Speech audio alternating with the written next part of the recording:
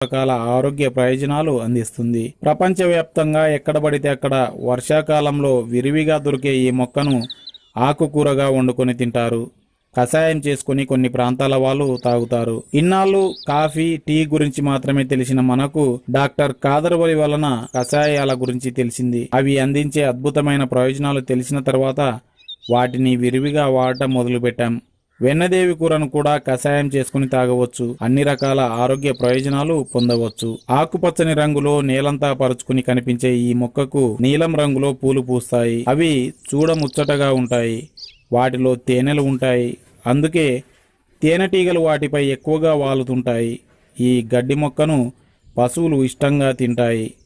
ఏదైనా పశువు ఈనిన తర్వాత పుట్టిన దూడకు ఈ గడ్డితోనే ఆహారం తినడం అలవాటు చేస్తారు. అంటే పిల్లలకు అన్నప్రాసనలాగా దూడకు గడ్డి ప్రాసన అన్నమాట.